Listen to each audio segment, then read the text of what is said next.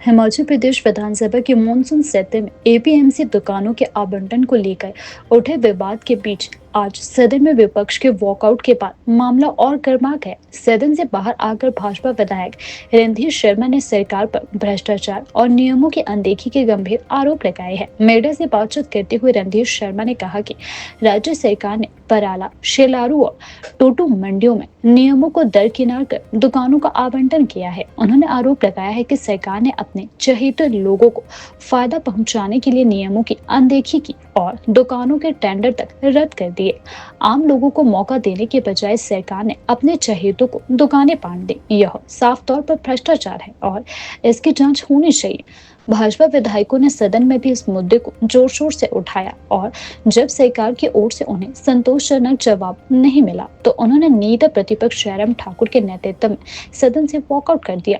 विधानसभा के अंदर माननीय सदस्य सुधीर शर्मा जी और मेरा एक संयुक्त प्रश्न एपीएमसी शिमला और किन्नौर की दुकानों के आवंटन को लेकर लगा था और सरकार ने ये माना कि 70 दुकानें जो एपीएमसी ने पराड़ा, शिलारू और टूटू में आवंटित की, उनमें अनियमितताएं हुई, जांच कराई, परंतु कुछ गलत नहीं पाया।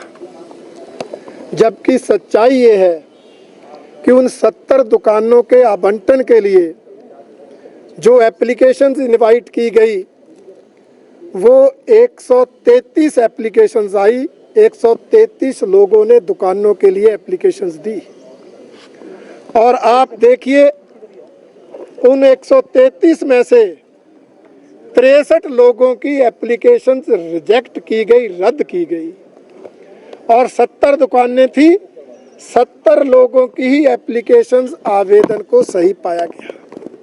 यही नहीं, पराड़ा के अंदर जितनी दुकानें थी उतनी ही एप्लीकेशन, जितनी शिलारू के अंदर दुकानें थी उतनी ही एप्लीकेशन और जितनी टूटू में दुकानें थी उतनी ही एप्लीकेशंस को सही पाकर उनको कौड़ियों के भाव किराए पर दे दिया गया। इसलिए हमने कहा कि आप कारण बताओ कि रद्द क्यों किए गए आवेदन। कोई स्पष्ट कारण नहीं बताया। हमने कहा जब आपने वहां से अधिकारी बदल दिए तो इसका मतलब गड़बड़ तो हुई है और गड़बड़ हुई है तो 70 दुकानों के आवंटन को रद्द किया जाए। परंतु मंत्री महोदय कहें आप लिखित में दें, जबकि हम सदन में बोल रहे हैं, हर चीज रिकॉर्ड में आ रही है, उसके बावजूद मंत्री महोदय आवंटन की गई दुकानों के आवंटन को रद्द करने के लिए तैयार नहीं हुए। यही नहीं, हमने आरोप लगाया कि पराड़ा में जो CA store Bharatiya Janata party की सरकार के समय बना, 67 करोड़ में बना, उसमें जमीन की कीमत इससे और ज़्यादा और उसके अलावा भी इंफ्रास्ट्रक्चर पर पैसा खर्चा गया। इस लागत से बने उस सीए स्टोर को भी बिना प्रॉपर टेंडर किए, बिना पारदर्शिता बरते किसी एक कंपनी को 3 करोड़ 36 लाख प्रति वर्ष किराए पर दे दिया गया। जबकि अगर 70 करोड़ के आप ब्याज ही देखें तो शायद साल में 10 करोड़ आएगा। ये कौड़ियों के भाव वो सीए स्टोर दे दिया गया जो इसलिए बनाया गया था कि प्रदेश के किसानों, बागवानों को दिया जाएगा।